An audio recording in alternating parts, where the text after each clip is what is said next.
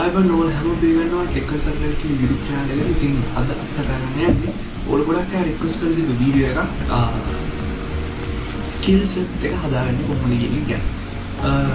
ගොඩක් අය සහ ගොඩක් කමෙන්ට් වලින් නැත්නම් පෝස්ට් වලින් ගොඩක් YouTube channel කියනවා ඉන්ඩස්ට්‍රි එකට එන්න ඕනේ ස්කිල් එක තියෙනවා කියලා. ඔව් ඒක ඇත්ත. ස්කිල් එකක් තියෙන්න ඕනේ ඩිග්‍රී විතරක්ම ප්‍රමාණවත් නැහැ. ඉතින් මොකක්ද මේ ස්කිල් එක? සහ අන්ඩර්ග්‍රැජුවේට් කෙනෙක් විදිහට ඩිග්‍රී ෆලෝ කරන පිළිවෙලට කොහොමද හරි ස්කිල් සෙට් එකක් හදාගන්න ඕගොල්ලෝ යන්න ඕන පැත්තට අදාළව ඉතින් ඒක ගැන කතා කරනවා මේ වීඩියෝ එක ලෑස්ට් ඉතින් කලින් වීඩියෝ වල ගොඩක් හොඳ ප්‍රතිචාර තිබ්බා මේ ස්කිල් සෙට් එක ගැන කතා කරන්න කියලා. ඉතින් ඒ රිවිව්ස් වලට බලලා තමයි මේ වීඩියෝ එක කරන්නේ. ඒ වගේ මතක් කරන්න ඕනේ වීඩියෝ එකේ තියෙන පොයින්ට්ස් කතා කරන කලින් අපි සමහර සීරීස් එකක් කරන ඔයගොල්ලෝ හැමෝම වෙනුවෙන් YouTube channel එකක් තියෙන හැටි කිව්වොත් ඒකේ ගොඩක්ම කතා කරන්නේ මේ නියුට් ප්‍රශ්න කොහොමද ඔයගොල්ලෝ සීරීස් එකක් හදාන්නේ කොහොමද හරි ඉන්ටර්න්ෂිප් එකක් වගේ කොහොමද හරියට යුනිවර්සිටි ග්‍රේඩ් කරගන්න නිසා හරියට කොහොමද ඩිග්‍රී එකක් තෝරන්නේ අපි කාන්ට් වශයෙන් කල්ලා තියෙන ඕනද කට්ටිය ඒ ලෙවල් කට්ටිය ආෆ්ටර් ලෙවල් සහ අන්ඩර්ග්‍රැජුවේට් ළමයි කට්ටිය වෙනින් අපි සෙමිනාර් සීරීස් කරනවා ඕල් මේ ඕනම කාණ්ඩ එකක් නෝන තුවා පළල ඇති ලින්ක් එකකින් ගිහිල්ලා අපිට අපි බොහෝ විදිහට සතිය මේක පටන් ගන්න. ඒක තව සතිය වගේ කාලයක් තමයි ඕල් රෙජිස්ටර් එක අපි ඕපන් කරලා තියෙන්නේ. ඉතින් බොහොම ඉක්මනට රෙජිස්ටර් වෙන්න මම හිතනවා ඔයාලන්ට ඒකිනුත් ලොකු දෙයක් දැනගන්න පුළුවන් වෙයි කියලා ඔයාලගේ කැරියර් එක බිල්ඩ් අප් කරගන්න. ඉතින් අපි දැන් වීඩියෝ එක බලමු.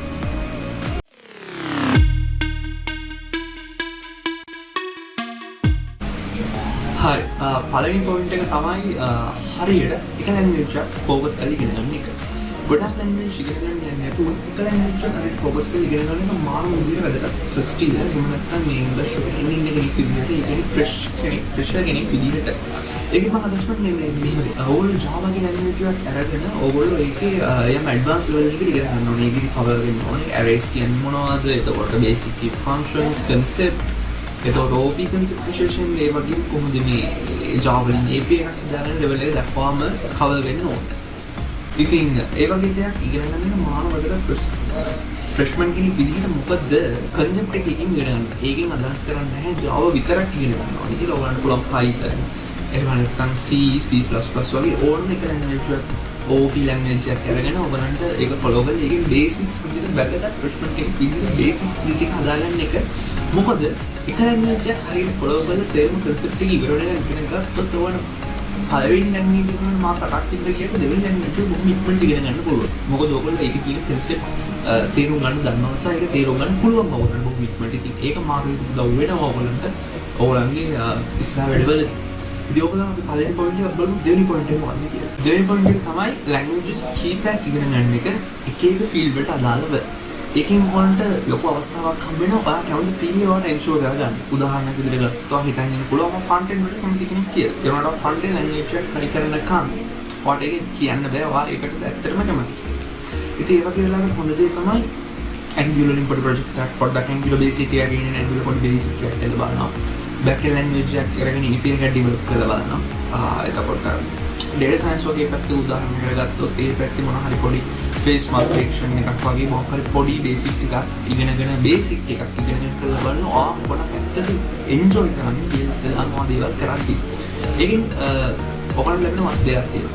එකක් තමයි ඔයගොල්ලන්ට හැම පැත්තකම idea එකක් එනවා languages කීපයක් ඉගෙන ගන්න පුළුවන්.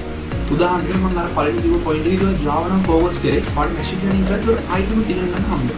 ඉතින් ඒක මානව විදියට වැදගත් language කීපයක් ඉගෙන basic ඉගෙන ගන්න එක ඔයගොල්ලන්ගේ ඉස්සරහ කැරියර් එකේදී.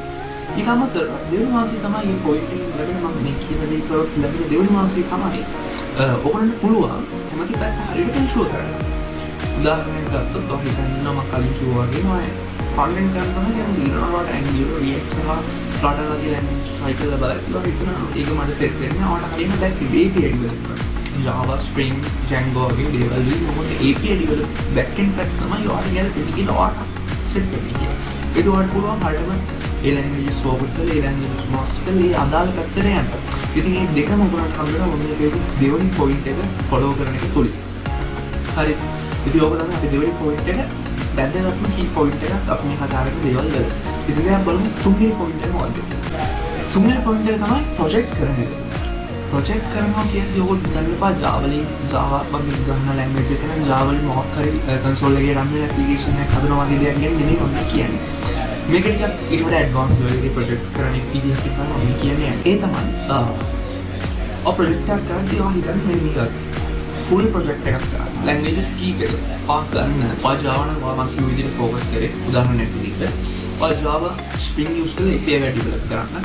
front end Angular හරි React හරි use කරලා ඒකට website එකක් හරි මොකක් හරි content පැත්තෙන් යම් දෙයක් application එකක් develop කරන්න.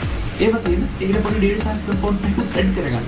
ඉතින් මේ වගේ combine වෙච්ච project එකක් කරද්දී ඔයාලට පුළුවන් මේ හැම පැත්තම කොහොමද මේ project එකක් එකට වැඩ කරන්නේ, කොහොමද මේ internet කරන්නේ, කොහොමද back end data front end API call කරලා data ගන්න. එතකොට API call වලින් කොහොමද front end වලට data යවන්නේ, හැම දෙයක්ම මොන ලොකු idea එකක් ගන්න පුළුවන් මේ වගේ project එකක් කරනවා. ඉතින් ඒ වගේ project එකක් කරන API එකක් AWS වලට දාලා හරි වෙන දෙයක් කරලා හරි ඔයගොල්ලෝ check කරගන්න පුළුවන්. කොහොමද මේ ඇත්තටම industry level එකේදී කොහොමද මේ production level එකේදී වැඩ කරන්නේ, කොහොමද අපි මේ AWS හරි Azure හරි cloud deployment එකකට දාන්නේ, මොකද කිසි දෙයක් local machine වල run කරන්නේ නැහැ. ඉතින් මේ අපි හැමදේම run කරන්නේ cloud environment එකේ. ඉතින් ඔයගොල්ලෝ දැනගන්න ඕන කොහොමද cloud environment වැඩ කරන්නේ කියලා.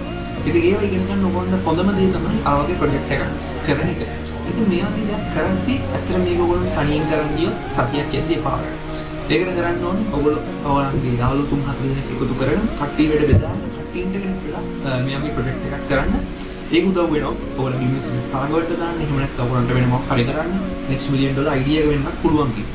ඉතින් ඒ වගේ ගොඩාක් දේවල් ඔයගොල්ලන්ට උදව් වෙනවා මේ වගේ ප්‍රොජෙක්ට් එකක් කරද්දී.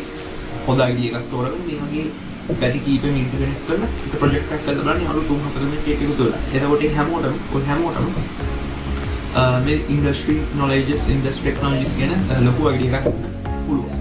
ඒක තමයි අපි තුන්වෙනි point එක. හරි. හතරවෙනි නිසා වැදගත්ම point එක තමයි consistency. මේක තමයි වැදගත්ම දේ.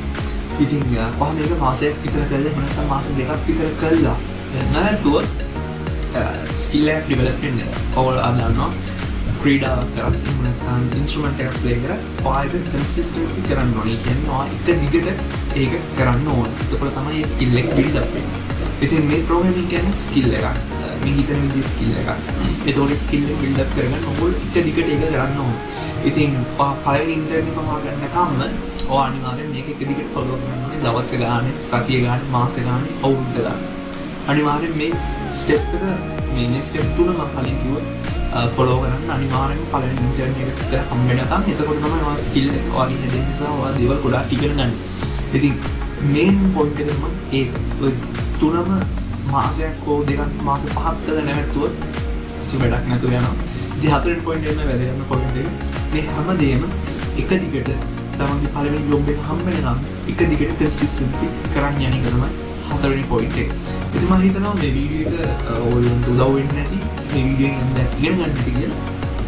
ඉතින් මේ වගේම වීඩියෝස් ඔයගොල්ලන්ට තව බලන්න පුළුවන් මගේ channel එකේ වීඩියෝ. ගොඩක් වීඩියෝස් තියෙනවා මේ career development වලට අදාළව මේ හා සම්බන්ධවම. ඉතින් ඒවත් බලලා ඔයගොල්ලන්ට තව motivation එකක් ගන්න පුළුවන් කොහොමද කරන්න ඕනේ කියන මම හිතනවා මේ හතරවෙනි පොයින්ට් එකට ගොඩාක් ගැළපෙන efficiently වැඩ කරන්න පුළුවන් වෙන්නේ කොහොමද කියන ගොඩාක් වීඩියෝස් මගේ channel එකේ දෙලා තියෙනවා. ඔන්න පුළුවන් එකක් දිහා බලන්න. ඉතින් මම හිතනවා මේ වීඩියෝ එක ඔයගොල්ලෝ enjoy කරන්න ඇති කියලා. ඉතින් මේ වීඩියෝ එක enjoy කරන්න ඕන පුළුවන් මේක like කරන්න. ඒ වගේම මේ වීඩියෝ එක දෙන්න ඔයාලගේ යාළුවෝ ඕන පුළුවන් මේක share කරලා එයාට බලන්න මේ දේවල් ඉගෙන ගන්න කරන් කට්ටිය එකතු වෙලා වැඩ කරද්දී වට පුළුවන් මේ වීඩියෝ එයාට පෙන්නන්න. ඉල්ලා කට්ටියට බලන්න. ඉතින් මේ වගේ මොකද වීඩියෝ එකක් හම්බෙන්න ඔයගොල්ලන්ගේ request තියෙනවා නම් මම හරි කරන්න ඕන වීඩියෝස් තියෙනවා මම පුළුවන් හැමදේම වගේ පාලනය කරන්න මම මේ වීඩියෝස් සම්බන්ධව බලන්න. මොකක් හරි ප්‍රශ්නයක් තියෙනවා නම් knowledge එකක් තියෙනවා ඒකත් ඕන පාලනය කරන්න දාන්න පුළුවන්. අපි කතා කරමු. හරි. ඉතින් මේ වීඩියෝ බලනකොට මුසුල් අපි මේ වගේ අලුත් වීඩියෝ